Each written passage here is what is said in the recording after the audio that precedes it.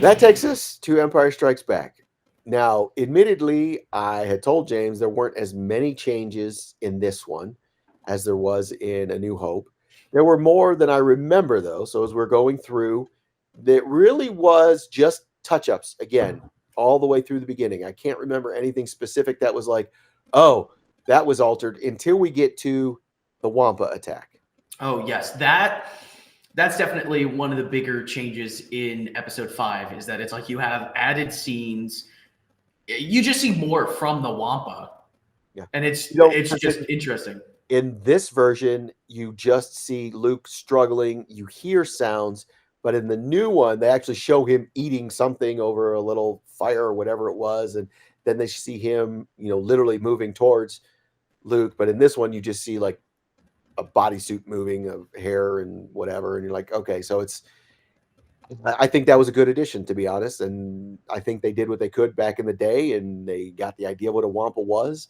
But seeing it in full body and eating, you're like, okay, this is more menacing. I think that really helped that scene.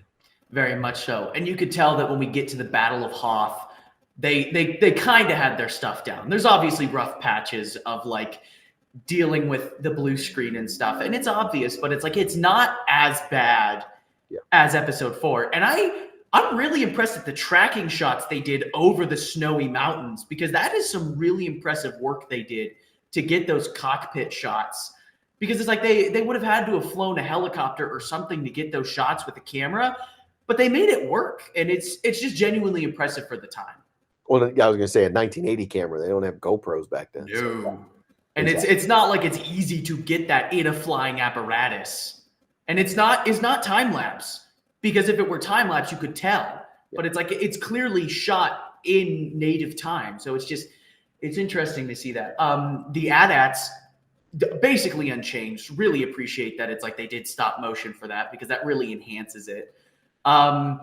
Just the Battle of Hoth is really well done, untouched. And yeah, obviously they fixed it for a lot of the visual stuff, but it looks so good even so. Agreed. And I don't think we really have any major changes that I can remember. You can probably correct me. I mean, there's things that we saw again that we didn't see before, as far as the darks weren't as dark, so we got to see things. Black C-3PO because of the blues. Yes. That was jarring. I'm like, is he?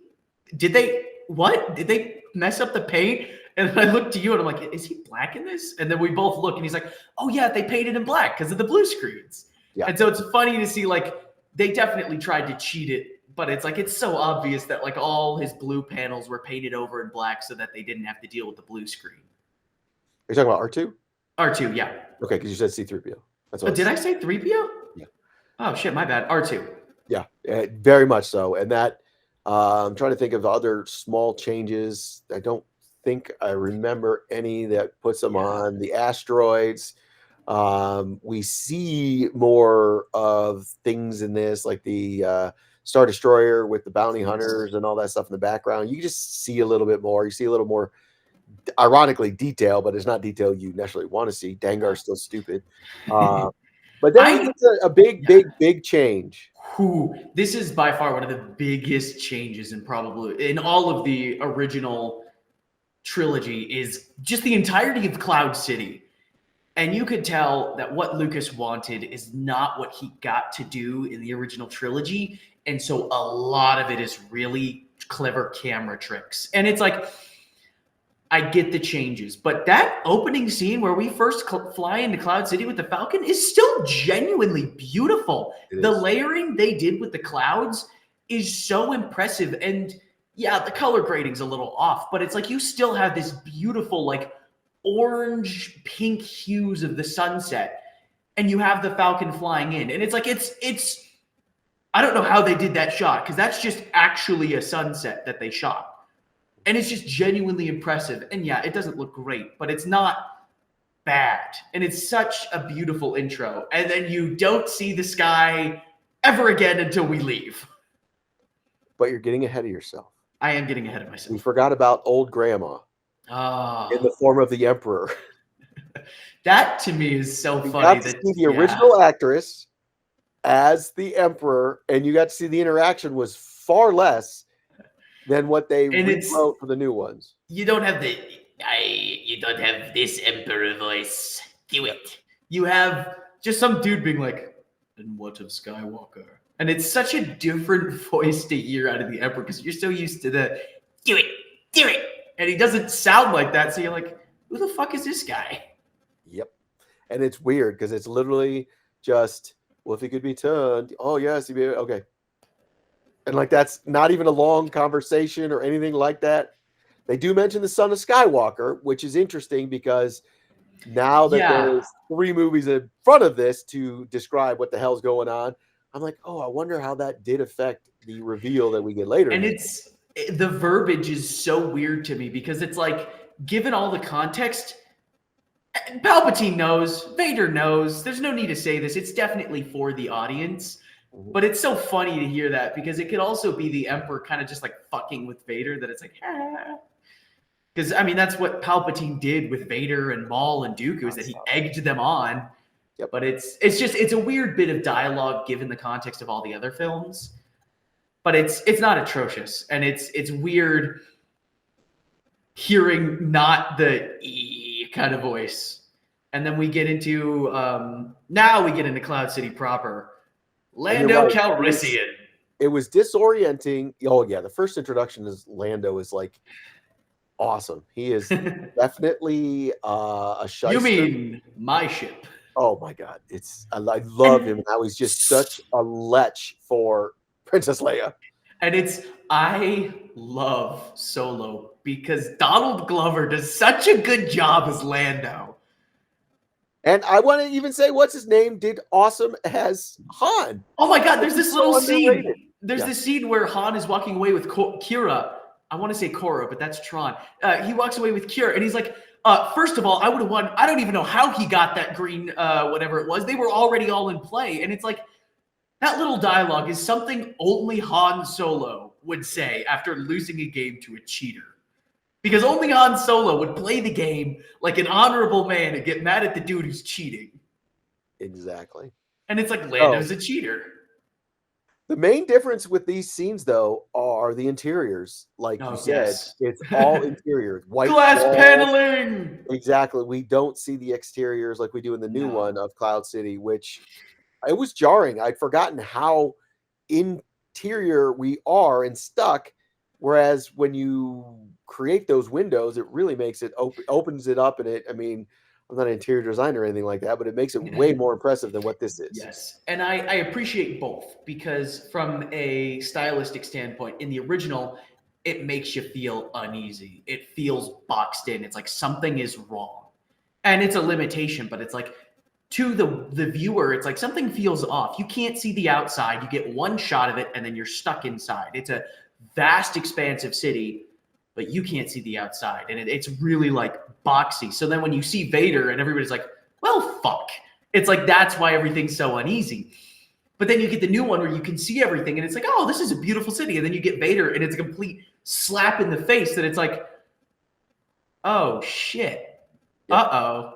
And so neither are bad. They just convey different visual elements. And I think both really work for what needs to be there. I do like seeing Cloud City because it's such a beautiful concept to just like see in the background. And then you got to hear something you've never heard before. Oh, Boba Fett's original voice. I don't know if I like it or hate it because I love Boba Fett's new actor. He's awesome. I keep blanking on his name and I feel awful. But it's like, I love him as Boba Fett's actor because then he's done like a decent amount of the Clone work and the Jango Fett and the Book of Boba Fett. And he plays Boba Fett so well that it's like hearing this voice, it's like, who is this guy? Who does this guy think he is? And that's the exact opposite for me. I'm like, hey, there he is. I love that voice. Versus I would have never in a million years thought a Pacific Islander voice was going to come out of Boba Fett's mouth. And that's completely fair. I mean, it's two different generations. You grew up with a very different voice from what I got. And it's like, I do see the Mandalorians as something completely different from what you do. And I know there's like a whole sort of continuity fucky-wucky bullshit with whether Boba Fett is a Mandalorian or not, and it's like all over the place. But it's like, I know that culture as like that kind of specific thing. Whereas you didn't get that until they retconned it, reworked it, and turned it into something different, where Mandalore is something completely foreign.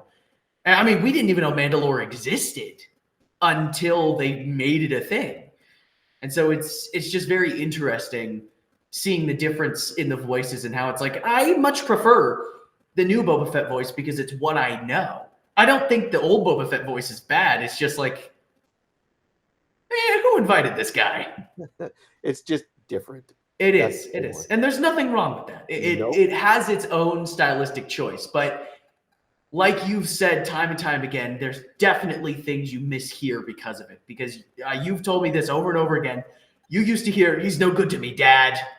But it's like the new reading, it's like he's no good to me, Dad. And so it's interesting. It's just like little linguistic things. God, I'm being a huge nerd right now. And then we also get one of my favorite character reveals of all time. And again, a kid's movie, as this little green creature is fighting with R2-D2 and going through a flashlight. I just love the introduction of Yoda when he's just this big goober. And think you to see him, I will. And then they're in the hut, and he's like, I cannot teach you. And then you hear Obi-Wan, and then you just see Luke, yeah, idiot. And then he goes, Yoda. And then all of a sudden, this little creature is just like this huge legend. And he didn't change at all. Our perception of him changed. It's like beautiful writing. I love Yoda so much as a character the more I watch. I am so pissed they made him CG in the new movies. I see what they were in the prequels. I see what they were trying to do, but I don't agree with it. It's like, I miss Puppet Yoda in episode 1 because it's like, to me, Yoda is perfect as a puppet. It's just that much more believable when you have the little green gremlin as a puppet.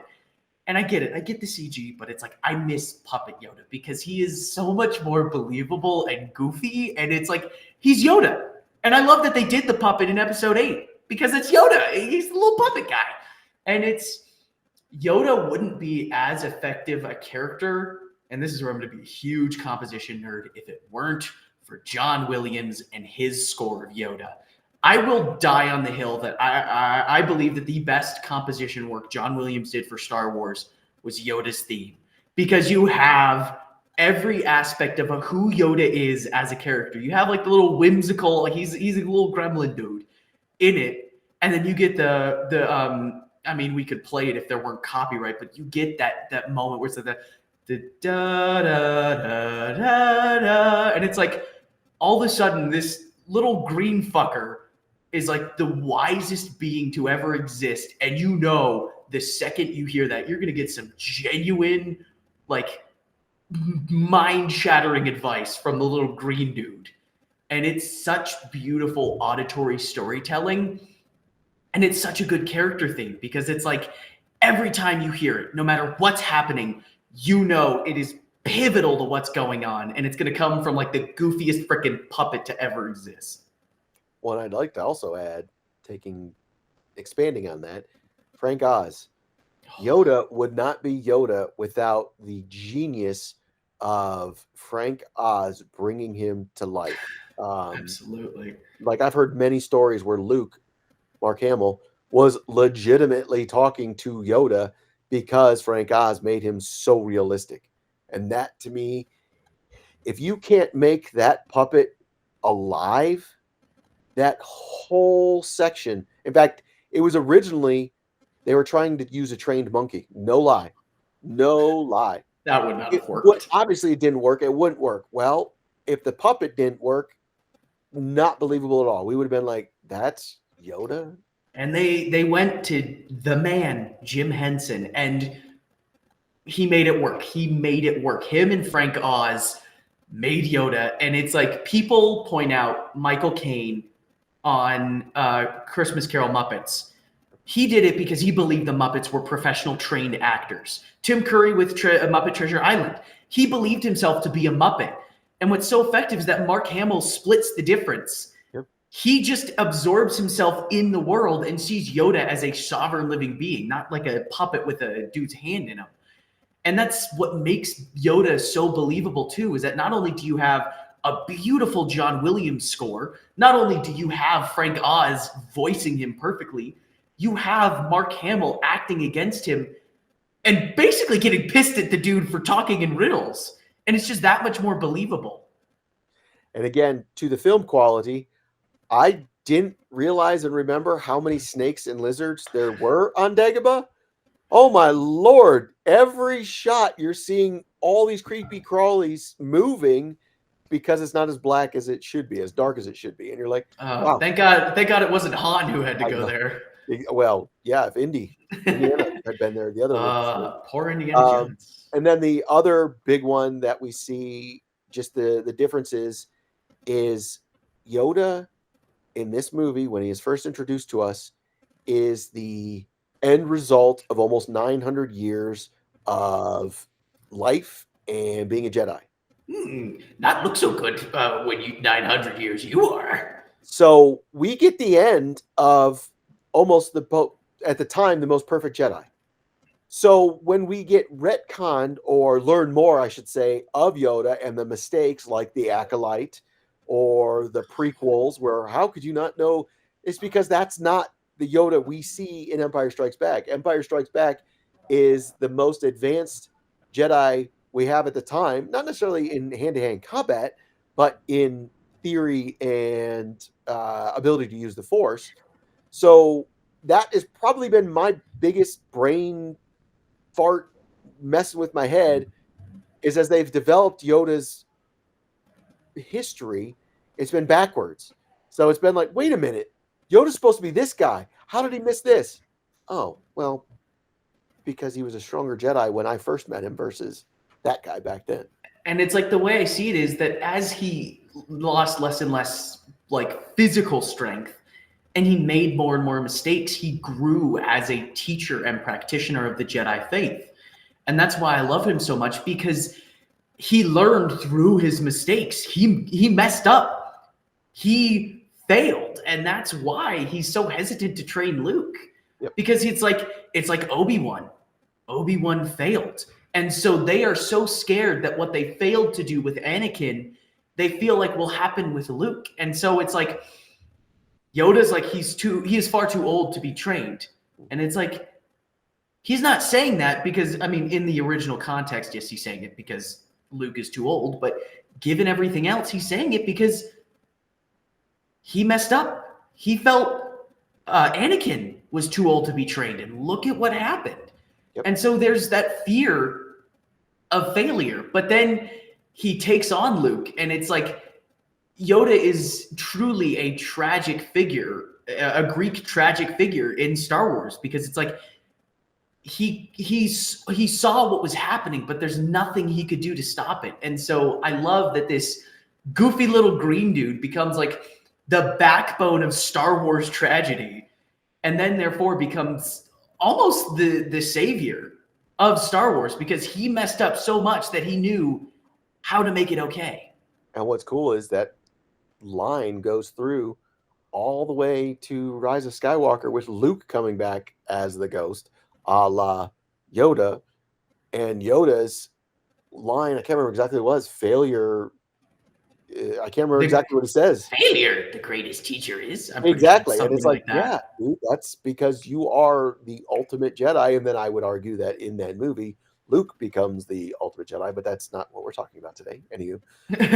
So to see Yoda like that and be reminded about how powerful Yoda was when I first met him was interesting, to say the least. Yes. And it's there's so much to it that goes into it. And it's like, I have so much context because of the prequels and the sequels and the expanded lore. So viewing this as its own thing is a very interesting thing to do, because it's like, I can't not remove the added context from this movie, because I also know 1, 2, 3 is what George Lucas was setting up regardless. That was going to be that plan to some extent.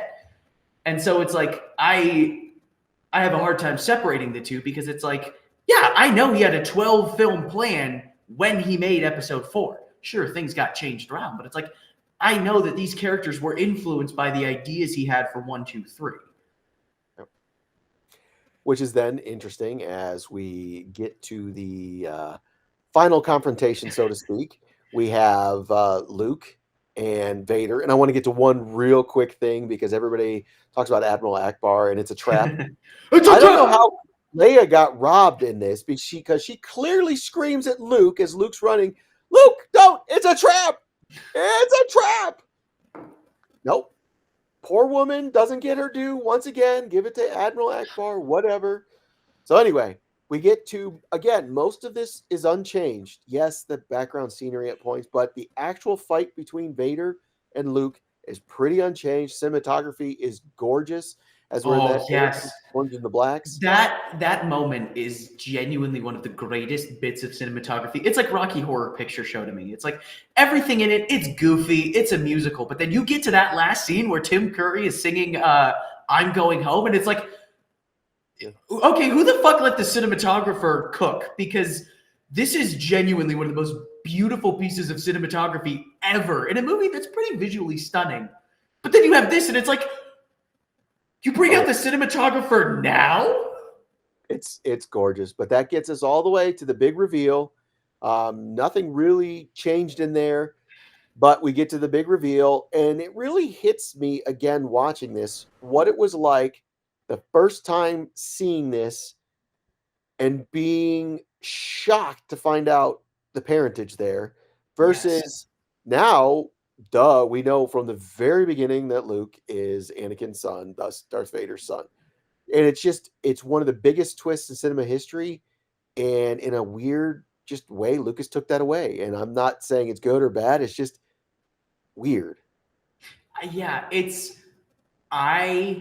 that reveal to me is so it's so iconic. Everybody knows it. The no, I am your father. It is something I never get the pleasure of getting to see in that pure unknown way ever again. It's like the first time we watched Star Wars together when I was a kid, that's the only time I'll ever get that reveal where it's just like, oh shit. But it's like, it's so different now that you have the prequels where it's like, it's known that at the end of episode 3, Padme gives birth to Luke and Leia as twins. And so it's like, it completely recontextualized that. But I mean, in the moment, it's like such a like gut-wrenching moment.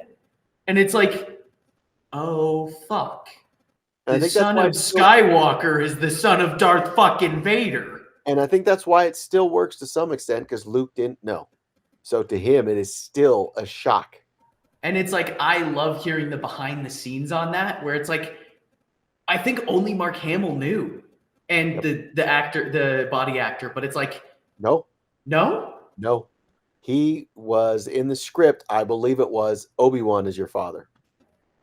So he didn't know the truth. It was literally, and the story goes, Mark Hamill tells it, that George Lucas brought him in and said, there's something in the script. And I think Irving Kershner was there with him. And there's only 3 people. There's 2 people that know this in the world. Me, Irving, and now you. So if it gets out, we know who told. And so he jokes about never being able to tell Carrie Fisher because, tell Carrie Fisher, tell everybody. And then sitting in the theater watching this at the release with Harrison Ford. And Harrison Ford goes, are you kidding me? Like, you didn't tell me that? And it's like, yes. I couldn't. And it's like, I love those little bits where it's like intentionally leaving people in the dark, because it's so much more powerful when you have that moment where it's like 3 people know. Well, 4, because James Earl Jones had to read the script. Eventually have known. And it's like, in that moment where they're filming, they hit it so perfectly so that when you get it to theaters, and not even the actors knew, it's like, you've succeeded at creating one of the greatest plot twists in human history. I mean, it's the same as like Orpheus turning around to look at Eurydice before he escapes. People still gasp at that moment. Like the new Hades Town musical. I saw a great post where there's a dude in the audience who was like, no, when Orpheus looked around.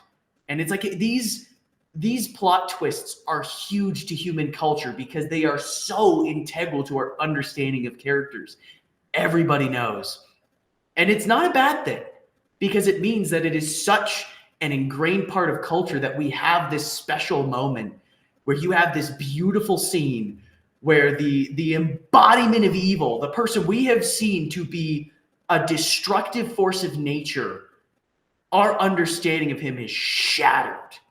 And it's just mind-breaking that what we understand is the force of evil is no longer just that. He's complex. There's more to his character than we thought. And it's just, there's so much more to that reveal than a lot of people think. And I love that. Exactly. He has a son. And it's like, he doesn't kill Luke. The fact that he didn't immediately just, it's like he can't kill his own son.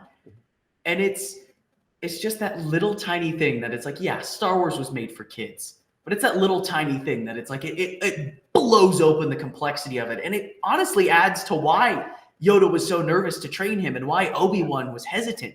Because now we understand he is the son of the man who has become darkness. And it's such, like, I mean, obviously the internet has video essays out the wazoo why that scene is so perfect. And it just blows open Star Wars. Which gets us right after that to another character-defining moment that I think was screwed up in the re-release. But here's the weird sort of Mandela effect. I think they've actually fixed it since then. So it's this weird, like, I think this is the case. I can't verify it, but I know what the original was. So in the original, Luke has this confrontation with Darth Vader. Well, I mean, lack of arm. He moves himself off that little antenna and falls. Silently. When I saw in 97 the re-release, he screams, "No!" It's like, wait a minute. This ultimate sacrifice that he just made, not going to the dark side, just became cowardice as he's screaming, "No!" I hated that change so bad, but I think, because I haven't watched the 97 version updated, whatever they have on Disney Plus now, recently, I believe they took it out, so he is not screaming no anymore, which I really appreciate if they did. Like, honestly, Star Wars can't say this, but it's like, honestly, a fuck you would have been better than a no. And it's like, I don't agree with the decision to add in the no, because it completely removes the not the stoicism, but the defiance Luke pulls in that moment where it's like, I can't win, so all I can do is die a martyr and stop him from doing whatever he intends to do. And it's like this moment where he's like, he lets go. He's willing to die. He's ready to go because he knows, oh, well, this is the only option I have. Yep.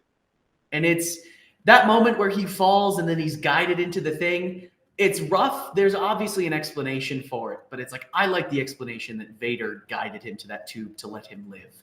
And it's like, you can see the cracks starting to form in Vader's character where it's like, he may or may not know who Luke is in episode 4, but this is where he full on blows it out of the water. And he's like, I honestly think the moment he swipes Luke's hand off, he's like, oh shit, oops. Well, this is great storytelling and choreography. And he does that out of pure anger reaction because Luke got him on the shoulder.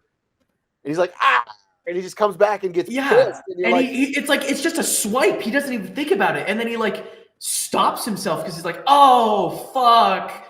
Sorry, kiddo.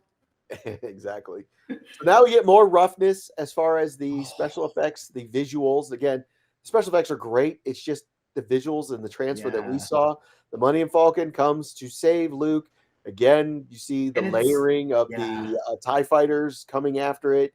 You see the not awesome Cloud City renderings because it's still not as beautiful as the CG version. Yeah, but I'm so glad they at least had the sunset down because that really kept it visually appealing. Is that I could tell it's obviously Mark Hamill gripping to something on a blue screen. Yep. But the sunset just it's like, ooh, pretty colors. So at least it's not like, what the fuck am I looking at? And then from here on out, as far as I remember, everything was unchanged as far as the escape from Cloud City, Lando and Leia, running up against the superstar destroyer, and the plan to bring them on, and we messed up their hyperdrive, whatever, and then they R2 comes to be the hero. Um, Pretty much all the same. So Yeah. no real big deal there. We have the same ending, same to be continued. And what's nice is we did not have to wait 3 years. We got it right away.